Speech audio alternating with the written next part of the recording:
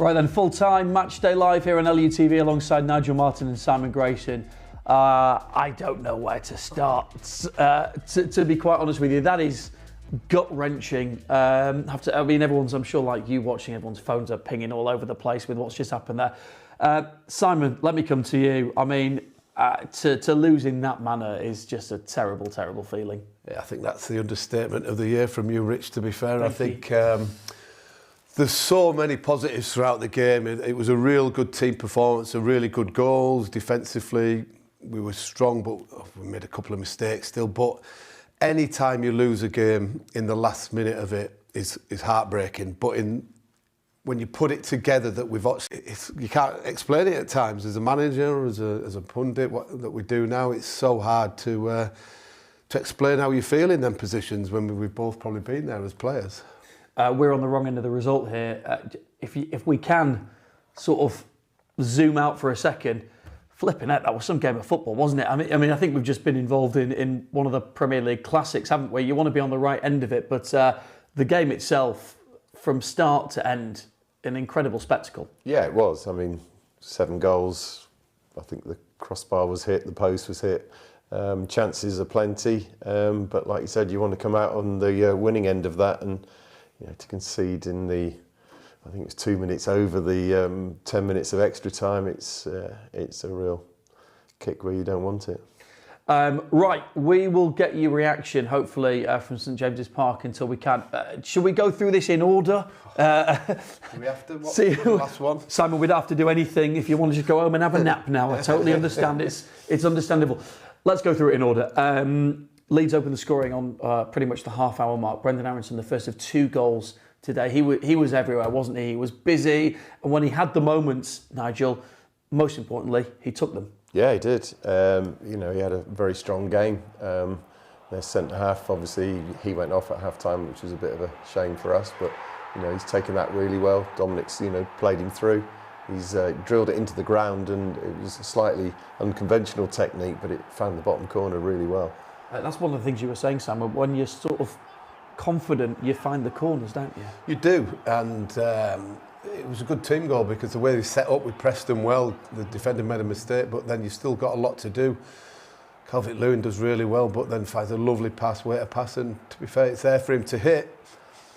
Sometimes this season he'll put that over the bar, but he's confident, he wants to keep it down and gets it across the goalkeeper, right into the bottom corner, and the goalkeeper couldn't get across to it. So great start, because we'd played really well up to this stage. We were sort of the dominant team, we passed it, we'd nullified Newcastle, we'd quietened the crowd, which you knew was going to be a big strength of theirs, and it was what we deserved, to be fair. And it was a platform to go on and hopefully go and win the game. Yeah, I mean, as you say, the word there, deserved. Like, we'd played some really good football. We talked before the game, and you both said we expected Newcastle to come out there and to put us under pressure and to be passing the ball quickly, and we were going to have to solidly defend to get through that opening period. In the end, we flipped that round completely. We looked like the home team, didn't we? Yeah, I mean, it was, and it was confidently done. We passed the ball really well. Got in behind them a few times as well. I think it was a first half a really strong performance, but again, you just let that goal in, you let the team back in, the opposition back into the game a little bit, and we can be our own worst enemy at times.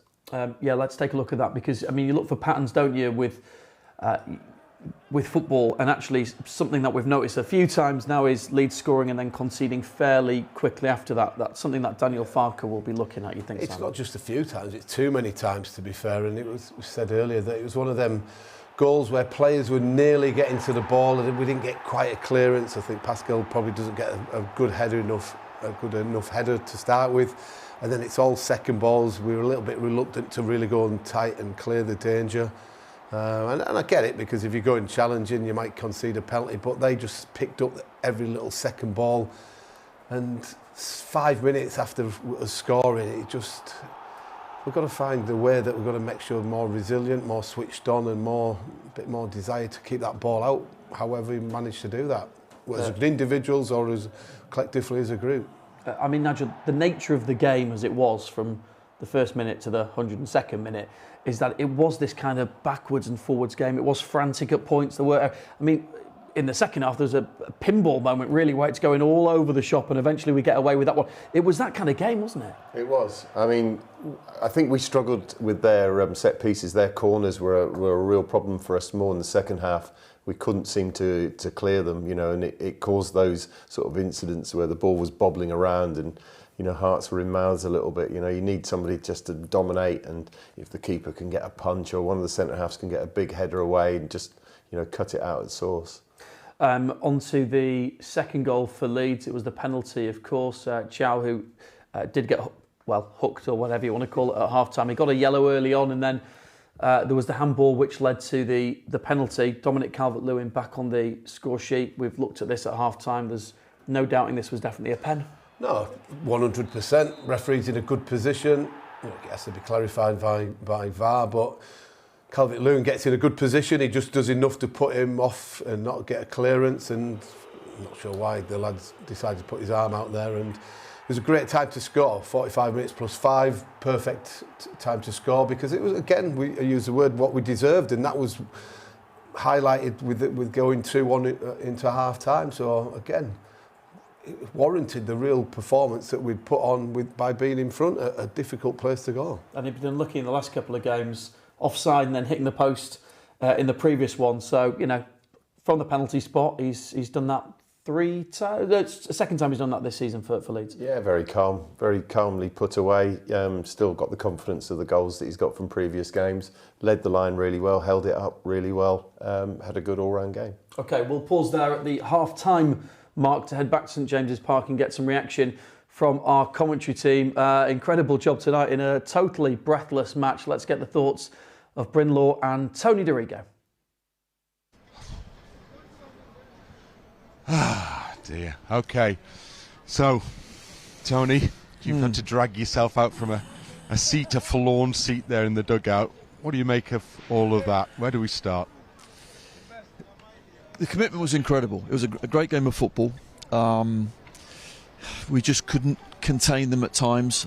They couldn't contain us at times. We came back, got our noses in front, and played really well. We gave everything. Physically, we gave absolutely everything, and that's all you can ask for, really, when you get, 3 or 4 players going down with cramp.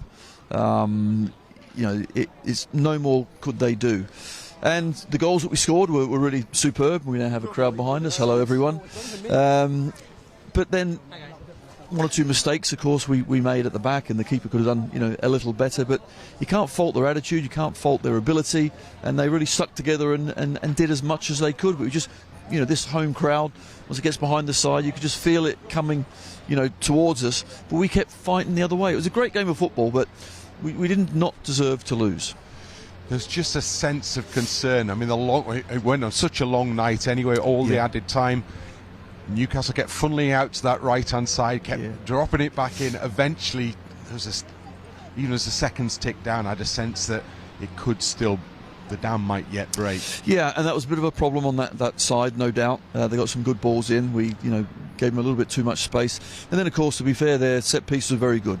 Hall, left back over on that right-hand side, was putting the balls into a really dangerous area, difficult to defend against. We know, because that's what we try and do to the opposition, but they were doing it back to us. So, I don't know, for a neutral looking at that game, you're thinking, wow, this Premier League is incredible.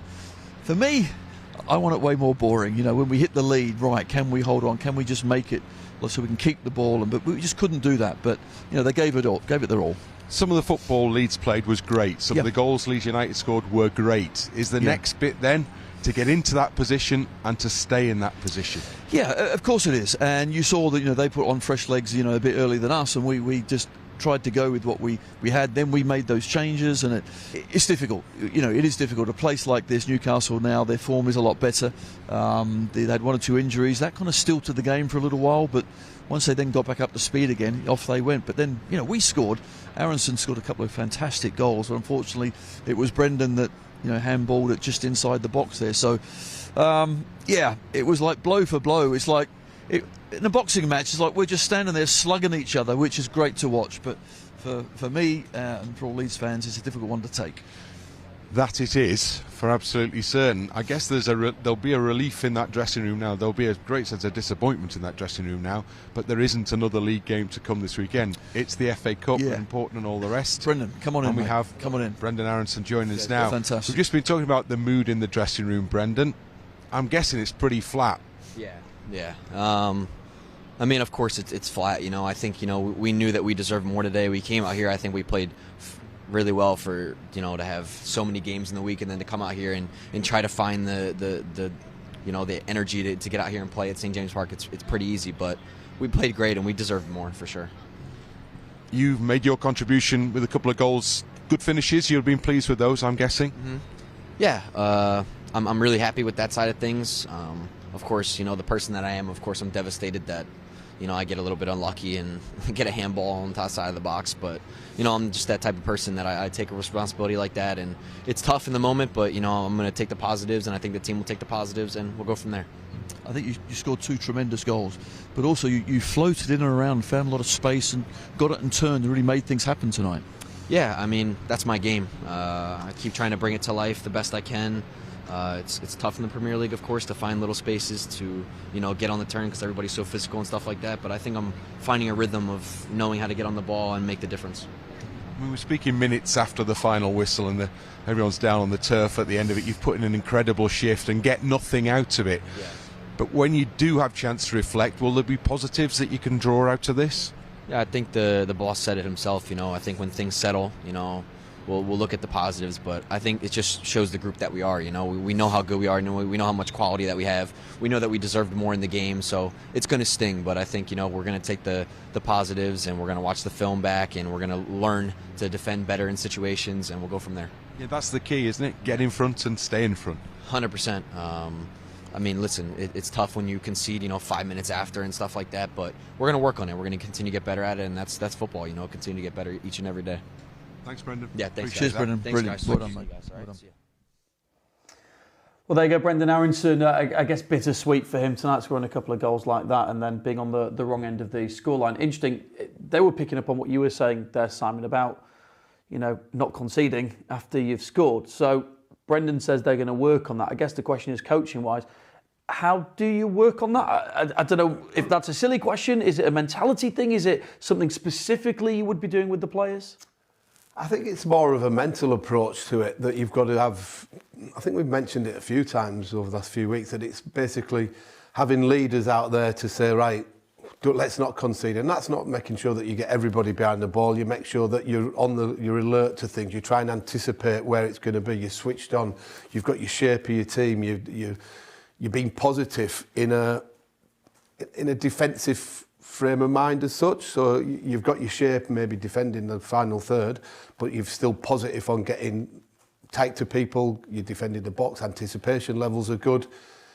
It's got to try and do something about it because it's cost us too many points over the course of the season so far. And I'm sure they are. It's not as if the players are conceding the goals deliberately or thinking, oh, well, we'll just go and score again or anything like that. It's going to make the jobs a lot easier if they're able to do that a little bit better. I mean, I guess there are certain games where that have been less frantic where that's happened. That was a kind of a bit of a reflection of the 90 minutes tonight. It wasn't just in that moment. It was that kind of game, Nigel. Yeah, it was. It did go a bit crazy, but in amongst that, you've got to stay composed. You've still got a job to do, and I think at times we just let too many crosses come into the box, and there was too much defending to do in the middle of the box that eventually you are going to start conceding. Right, if Daniel Farker's ready to speak to us, we will go straight back to St James's Park. In the meantime, should we dip into the second half? Let's do that. Which started with Newcastle getting the equaliser and Joe Linton here with a goal that almost, I say kind of came out of nowhere, but the ball looked like it was going out of play in the corner.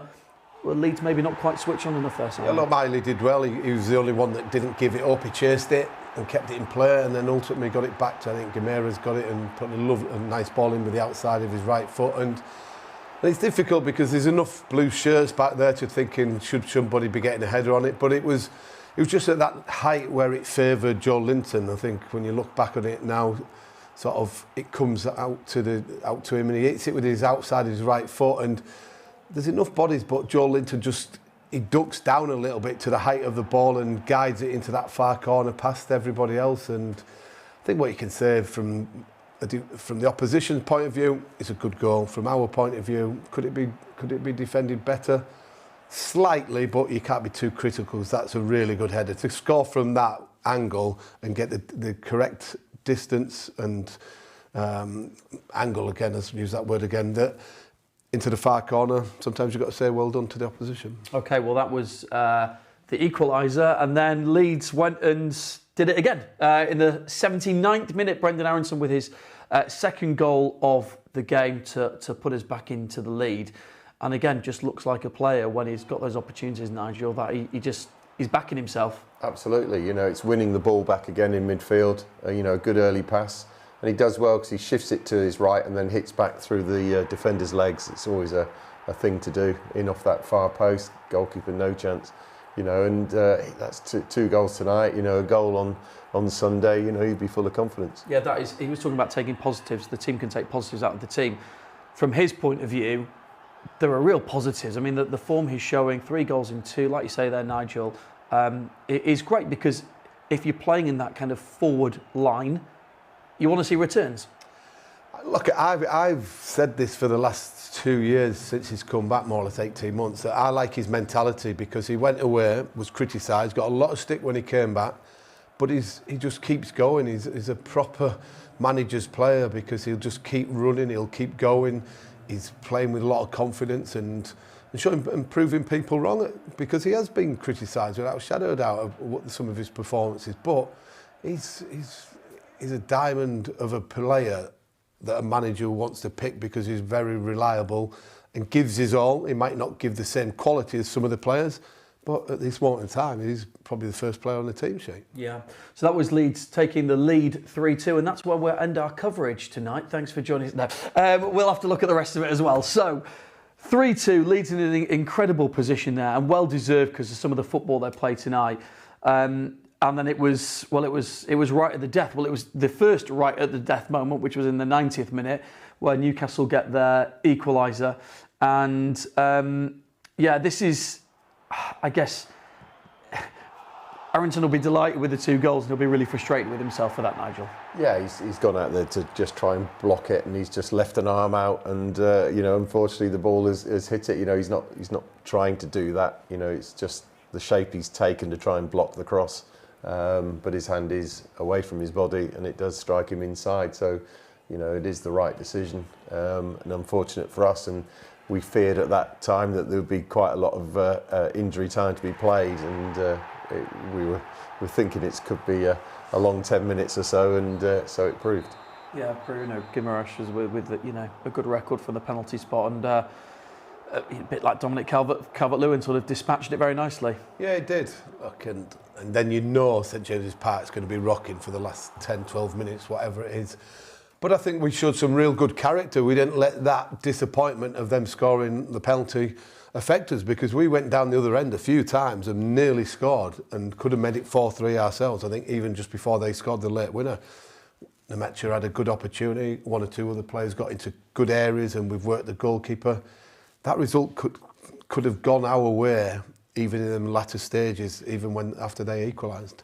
Listen, I like to be fair here in the LUTV studio, so I'll let you guys decide between you who'd like to talk through the final goal. Totally up to you. Who'd like to take that one? I don't mind. All right then, Nigel, you can do it. You can do it. 102nd minute this. An absolute gut-wrencher. Talk us through it then, the pictures. Yeah, I mean, it is tremendously disappointing. They got cross after cross into the box, didn't they? And Harvey Barnes again on the turn, gets it. I think Lucas gets a hand on it and probably should keep that out, if I'm being totally honest. It would have been a nice save for him to have made, and really committed to something towards the team. But it's sort of trickled through him, so he'll be a bit disappointed with that, and it's deflated everybody really in here and on the pitch. but it was a couple of minutes over the time, wasn't it, as well? There's so many players in the box, aren't there, from both teams? I mean, loads of Leeds defenders, but it almost looks a little bit like the Leeds players, because it's right at the end of the game. They're worried about them not putting a hand in. They've already had a penalty. Is there a bit of hesitancy? Is it just, where's this ball going to go? Yeah, that's what it is. It's a little bit of panic defending, but also you have got to give Harvey Barnes credit, because it is a good goal as well. He's got on the turn. I don't want to give him any credit, by the way, but. Well, let's not then. All right, take it back, Sam. Yeah. It was a scrappy goal. The players, can you give us a bit of an insight here, Nigel? I don't know whether you can pick out a game in particular, but you will have had moments where you lose a game at the death like that, and you've given everything and you deserve something out of it. That has got to be just a terrible feeling from a player's point of view. It's horrible. It's sickening. I mean, we felt like that in here. You know, it's 100 times worse for them. You know, when you care so much about trying to get results for your team, and then you concede in the last minute to lose a game, it's hard. You know, it is difficult, and the players, obviously, a lot of them won't have a chance on Saturday to put it right, so they'll go away, lick their wounds, and come back, you know, again for the next league game when it comes in 2 weeks. The even more frustrating part is that when you concede in the last minute, that's gut-wrenching. But when you actually deserve and played as well as we have done, it makes it 10 times, 100 times worse a feeling. Oh, it's a bit one of those tonight, isn't it? I mean, the players, I mean, you can see physically a few of them came to the end of what has been a run of a lot of games. I mean, I know Joe Ronan back in the team, but he was cramping up there. We saw other players as well kind of struggling, I guess, physically towards the end. Some sort of quick substitutions Daniel Farke had to make. It just goes to show, I guess, that they've been on this run of games, like all teams have. They're not the only team who've done it, but it does at some point. The tank's going to run out a little bit, isn't it? Maybe did we see that a little bit towards the end tonight? Yeah, you did, and that's all credit to the players. You know, they've thrown a lot of energy over this last month. A lot of games, a lot of minutes, a lot of ground covered, and you know they should take credit for that. You know, they have worked incredibly hard as a team, and that was a good performance. You know, there were lots of things that you could be happy with. There are things you're going to be unhappy with as well, but it was a really good performance, and the lads all emptied their tanks, so you can ask no more of them. Nigel kind of gave us a bit of that insight into what it might be feeling like for the players at the moment. Also a difficult job then for Daniel Farke. He'll walk away from that, I mean, with plenty to analyse and plenty to look at, but overall, I'm sure one of the things he'll say is he's proud of the players, because he always is, but particularly with a performance like that at the end of a kind of run of fixtures, but also therefore has a job to pick them back up again. Yeah, look, you heard Brendan mention it, that Daniel had said, look, the positives that we'll all, when we digest what's happened and look back on the video and sort the game out again, there is so many positives from that. The hardest part is for Daniel, he's going into in his press after, probably going in to see Eddie out, who will be a bit embarrassed to a certain degree that he snatched a late winner, but obviously glowing as well. But he will do. When he gets home tonight, when he gets up in the morning or whatever, he'll be really proud. That team give everything today, again, for the shirt, for the manager, for the club. And if we keep doing that with performances, we'll stay up quite comfortably. How can it be that we all had in our mind an idea of what kind of game we were going to get tonight? And we got completely the opposite. I mean, let's call it for what it is. You know, we were talking beforehand, saying, you know, Leeds maybe will set up to stay in this game as long as possible, a bit like they've done in a couple of the recent games. You know, let's see, let's get to half time, take it from there. But it was Leeds out on the front foot. Is this going to be, do you think, more... Do you think what's happened elsewhere with West Ham losing, perhaps there is a buffer there, there's still an 8-point buffer, it actually affords us a little bit more ability to show off the flair side of the team, to attack teams, to go and have a more open game?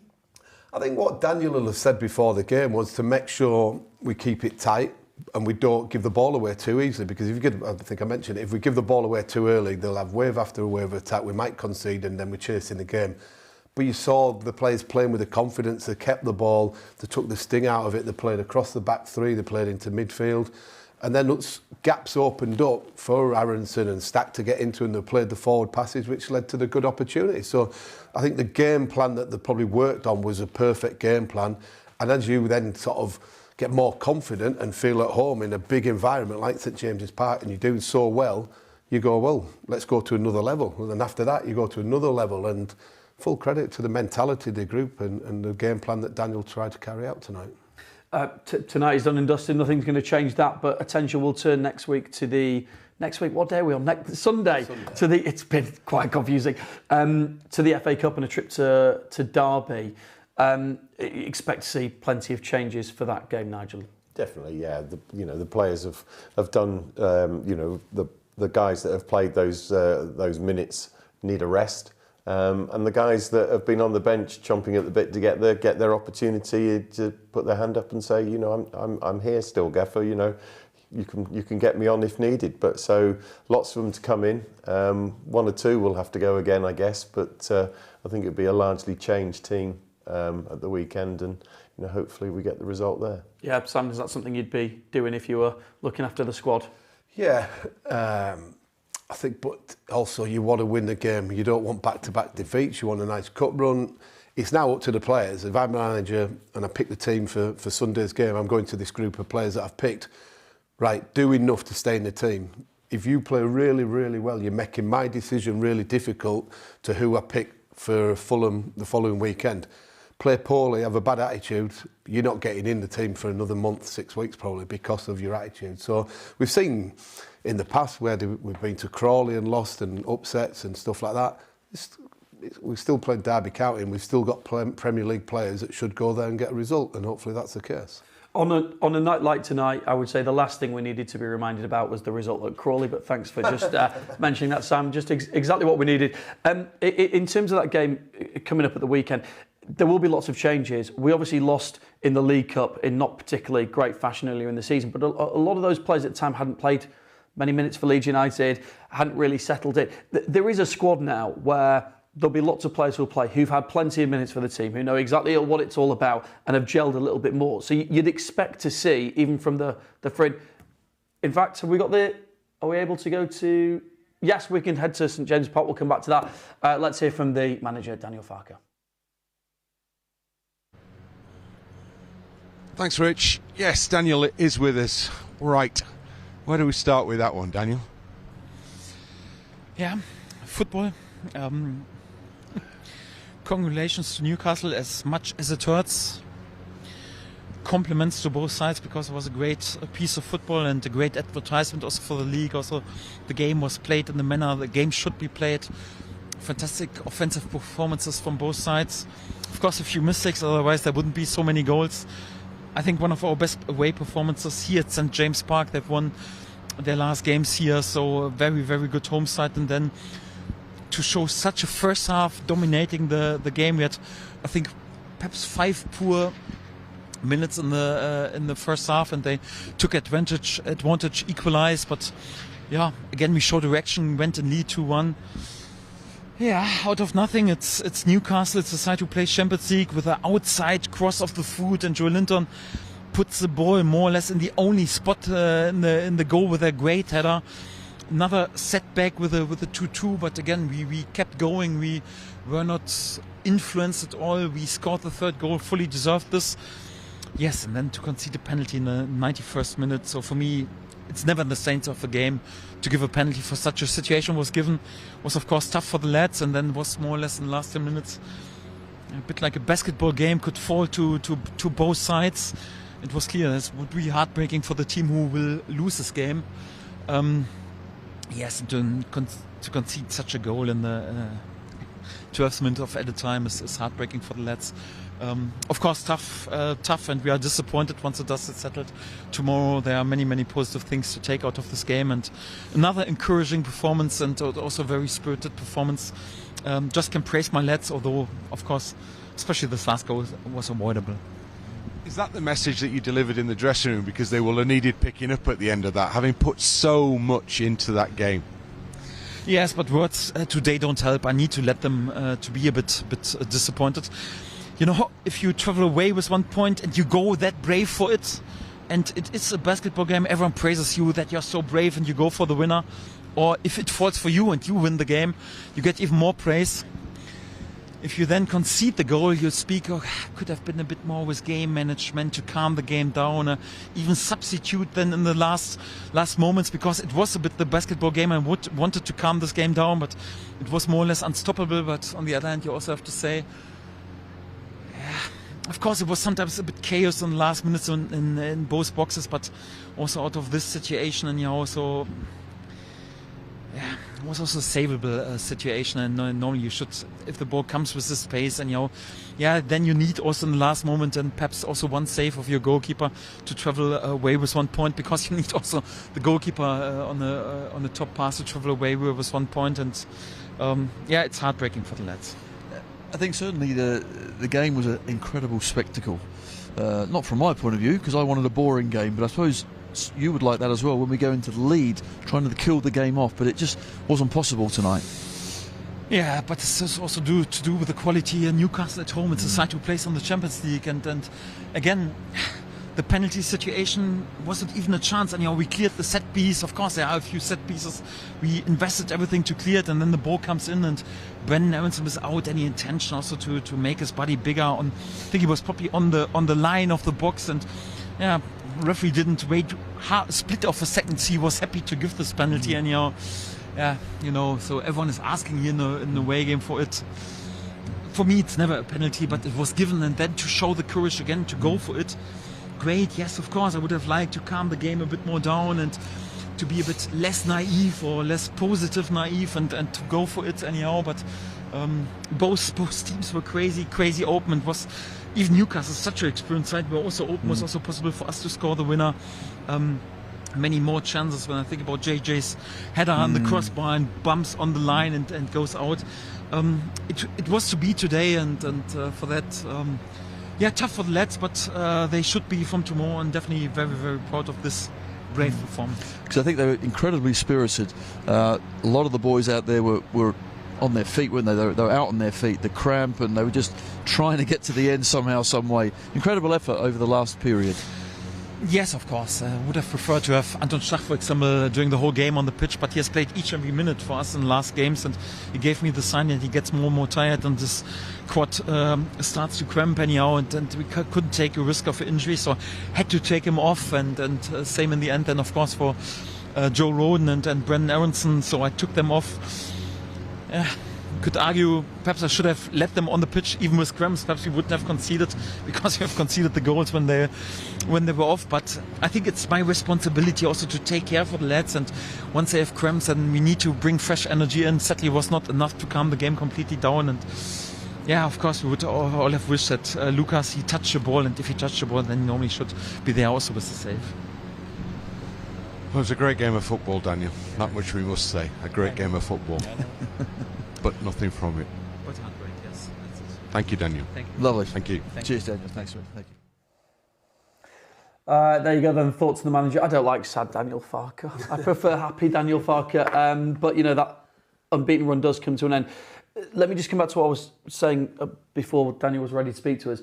That derby game, I guess there will be big changes. Like I was saying, players now that are much more settled within the squad, within the group, have played minutes. So there's no reason why there should be kind of a repeat that we had in the League Cup. We can go to Derby and we can go and get a good result, get in the next round. Yeah, as Premier League players, we've got to go and show Derby that we're better than them and deserve, to get through to the next round. Those players have got to, put their hands up and try and force their way into the team, and this is an opportunity to do that. Obviously, it was a good performance today, so that makes it more difficult. But as a professional, you've got to keep working hard, and you might do really well in this game. You might not get in for the next, but it may be the one after. If somebody has a bad game, you can put your hand up again. Nigel, Simon, thank you so much for joining us tonight. The great thing about doing pre-match predictions is we can revisit them at the end and just ask our fantastic, informed, brilliant pundits what they said the score was going to be tonight. Simon? 4-3, I think. Yeah, behave yourself. 0-0, was it? Yes. Nearly. Guys, lovely to have you here. We will bring you the action from the FA Cup. Yep, third round this weekend, Sunday lunchtime. Join us here on Matchday Live. We will bring you all the action on LUTV.